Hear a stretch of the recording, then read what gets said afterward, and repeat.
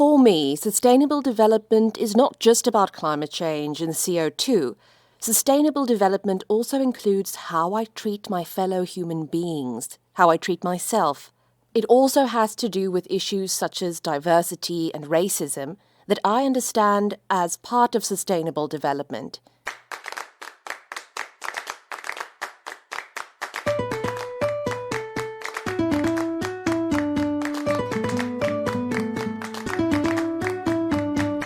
Hey there! Before we move forward with this episode, I want you to stop there for a moment and think with me. When and how did you start getting involved with building a more solidary world? Who inspired you? Who helped you take the first step? I'm curious to hear your answers. You can respond through your podcast app or send us an email at rc-solidarity@oead.at. Taking that first step is the topic of today's episode of Europe Talks Solidarity. I am Kamilija Garbauskaite and I'm taking you with me to Switzerland. Today, Carla Dossenbach and Jennifer Obanla from the organization Step Into Action are with me. You can also listen to this conversation in German. Carla, Jennifer, thank you for taking the time for this. Could you please introduce yourselves? Ich bin Carla. Ich bin jetzt seit über 10 Jahren bei Step. I'm Carla. I've been involved with Step Into Action for over 10 years.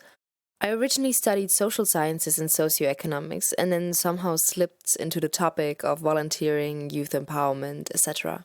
I've always been active myself, and then joining Step Into Action was the logical consequence of that. It was basically my first real job after university. I set up the structure for the organization. Today I have only one foot in, so to speak, as I'm now also a vocational school teacher. Mein Name ist Jennifer. Vielleicht noch hinzuzufügen, Carla und ich sind in der Schweiz zu Hause und ich bin auch Teil von Step Into Action. My name is Jennifer, and maybe to add to what Carla just said, both of us are based in Switzerland. I've been part of Step Into Action for 5 years now. I started working as a volunteer for a year and then joined as a permanent project manager of Central Switzerland. I have a background in economics, but I specialized in sustainable development. And how should the listeners imagine you? Ich bin jemand, der sehr optimistisch ist. Ich glaube, das ist eine meiner großen... I'm someone who's very optimistic. I think that's one of my most important characteristics.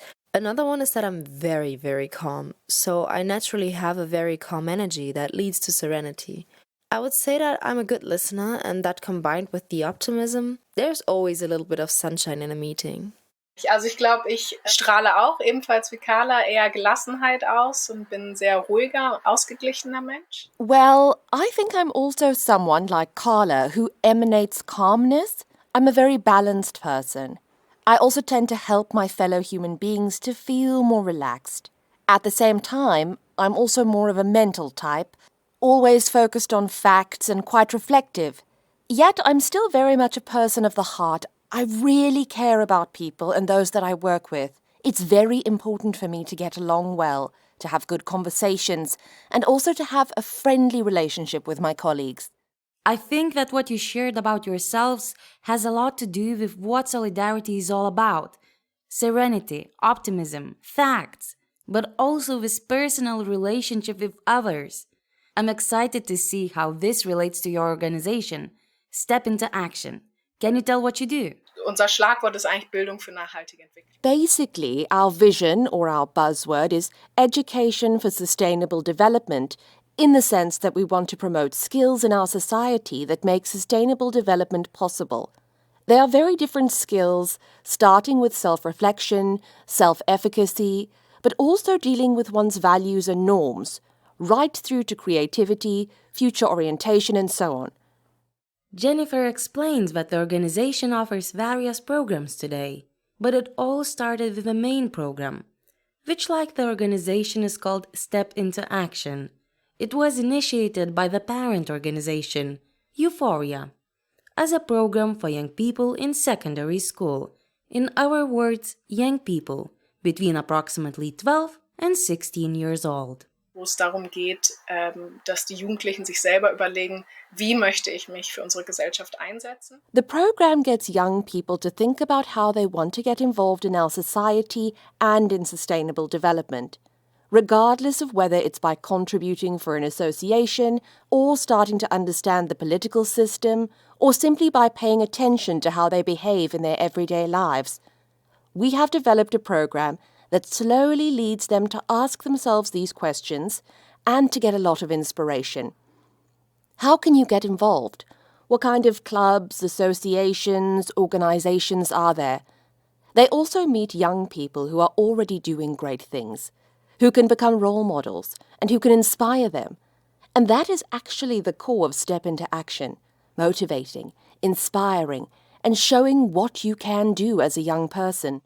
So it's about getting young people actively involved.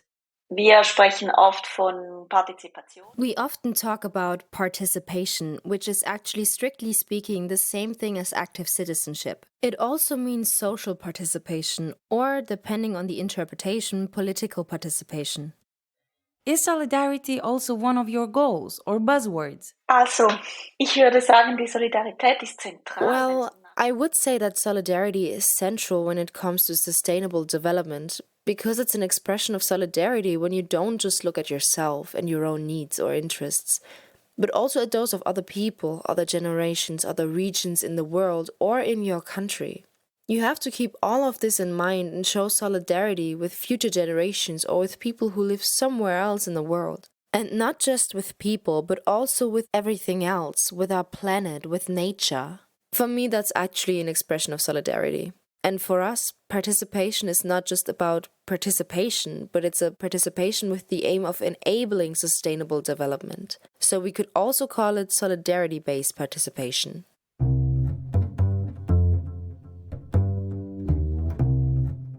I'm curious to know a bit more about how Step into Action manages to engage young people in solidarity. Ja, also im Idealfall, oder? Hat man als junger Mensch vielleicht schon mal davon gehört? Yes, so maybe the young person has already heard that there are problems with sustainability somehow, that sustainable development is important. Many youngsters are familiar with the term, but perhaps don't know exactly what it means or what it has to do with them, or what they can actually do about it. Because we're talking about big industries here, about CO2 and climate change.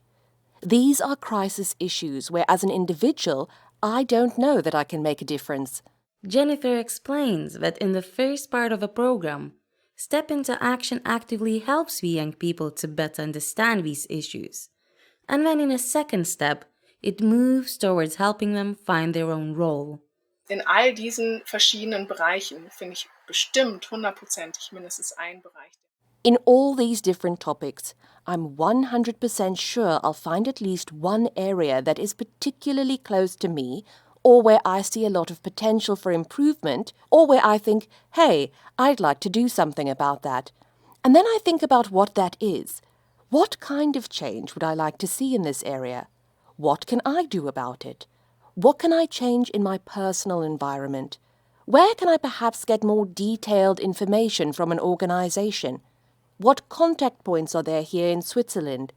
Wir wollen natürlich möglichst viele damit ansprechen. Well, and the broader the possibilities, the more people will find themselves there, especially as we don't have only young people at our Step into Action events who are already interested in these topics. They are signed up by their teachers. In other words, we have a considerable number of young people who don't know anything about sustainable development, who have not been thinking about this before, and perhaps don't have the feeling that it's super important for them right now. If we can offer really small things or slightly different questions, then there's a better chance that we'll be able to trigger something in them.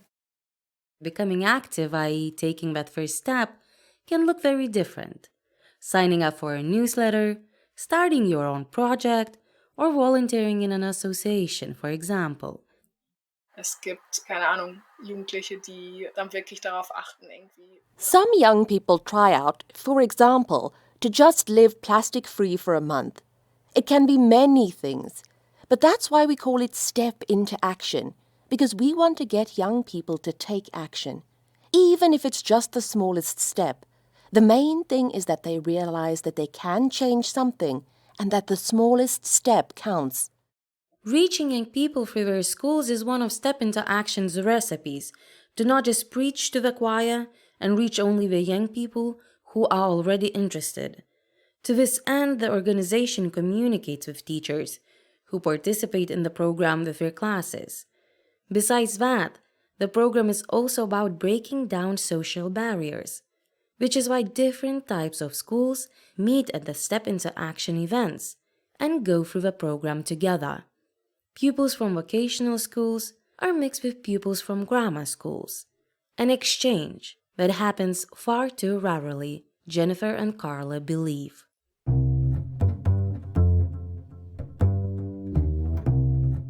A lot of people are required to organize your events. What role does volunteering play in it? Die Dynamik und die Motivation, die Energie, die entsteht, wenn Leute in ihrer Freizeit... The dynamic and the motivation, the energy that arises when people work on something in their free time, on a project, simply because they are convinced that it's something important, creates a dynamic that I believe is almost impossible to reproduce with paid work. Because it's a completely different kind of collaboration. It's very unifying, it's infectious, it attracts other people, it's somehow incomparable to paid work. The intrinsic motivation and conviction have to be so much stronger for people to do it, because otherwise they wouldn't be doing it. This is their free time, and I have the feeling that this is the huge potential that lies within volunteering. There are also some nice side effects, like new friendships that come from it, or that you can learn an incredible amount of things. In my various voluntary commitments, I think I have learned at least as much as I did in my traditional education and training, if not more. Because you can take on responsibility much more quickly and somehow manage projects and do things where it would take much longer to get to such a position in a traditional working life. Oder zum Beispiel unsere Teams, mit denen wir arbeiten. Another thing worth mentioning is that the teams that we work with, our volunteer teams, I always find it remarkable how supportive they are towards each other. When someone drops out, when something gets too much for someone, or the person somehow can't keep up, they say, "Hey, we're here to support you. We realize you're not feeling well. We realize there are too many tasks." They check on each other. "How are you doing? Is everyone doing well?" And then they support those who need help. I think it's really nice how that develops in such a short time. This team spirit and this form of solidarity within the team. Your description seems to contradict what we often hear about today's younger generations. It's often said that they are lazy or hardly committed to anything. How do you see that? Ja, also Carla ist noch Lehrerin, oder? Yes, so Carla is the teacher, right? But of course we hear that. When I tell people in my hometown what I'm doing, they sometimes say the young people of today protest on the street, and at the same time they all have big smartphones and fly far away for their vacation. That's something we try to work with, these prejudices and these dilemmas. It's important to be able to tolerate those contradictions of our time. Like, hey, yes, nobody's perfect. And just because you still eat meat doesn't mean you're a bad person. Not everyone has to be perfect if they want to get active. I mean, the fact that young people are involved with us is already a first step. It shows that they want to change something. They want to get involved. And besides, it's a generation that is incredibly sensitive, incredibly sensitized to inequalities, also in terms of language. That's what I find so exciting, to see how they use our language differently than older generations. How careful they are with it in order not to hurt people. Ja, ich habe ein bisschen vielleicht bin ich weniger in der Blase. Doch Yeah, maybe I'm a bit less in the bubble because of my job as a teacher. I teach in Herisau, in the Appenzell region. It's very rural. That means that many of my students come from villages or from farming families, and thus the political opinions are a bit different there.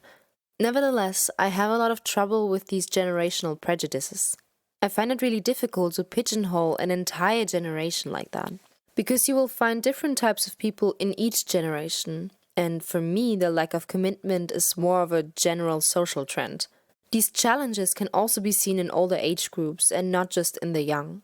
At the same time, even among the young you have everything, those who are engaged and those who aren't.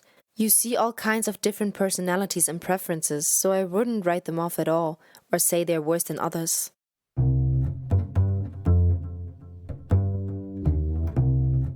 I would like to come back briefly to the language topic you mentioned, Jennifer. What does language have to do with solidarity? Hey, ich finde einfach, Sprache ist unglaublich. I just think language can have a lot of impact on the other person, and you can do a lot with language, both positive and negative. And I think if we just think about it, or are aware of how we speak to people and what kind of language we use, I think that already shows a form of solidarity. Not saying, we've always said this, or we've always done this and that. I don't care, I didn't mean it in a bad way. Solidarity means I do think about how what I say comes across, or how my counterpart is affected by it. So if I want to act in solidarity, I have to consider what impact my language has. Great. Thank you both very much. Would you like to add anything else before we close? Ja, ich würde vielleicht noch ergänzen. I would maybe just add to that we've talked a lot about young people now, right? And the competences that they need to develop. Yet I think every generation benefits from these competences. It would benefit our society if more people of all ages had these competences. Basically, things like empathy, more solidarity, more self-reflection would just do us good. With Step Into Action, we are currently moving in a direction where we also want to pass on this content to people of older generations, to design spaces for that, so to speak. And it's really nice that we're not just saying, hey, the young people have to learn this, the young people have to do this. But no, we all have to work on this. Very nice closing words, Jennifer. Thank you very much for the interview, both of you. Good luck with the next steps for your organization. Dankeschön. Tschüss. Thank you very much. Goodbye. Danke fürs Gespräch und macht's gut. Thank you for talking to us. Take care. I hope you will join us again for our next episode.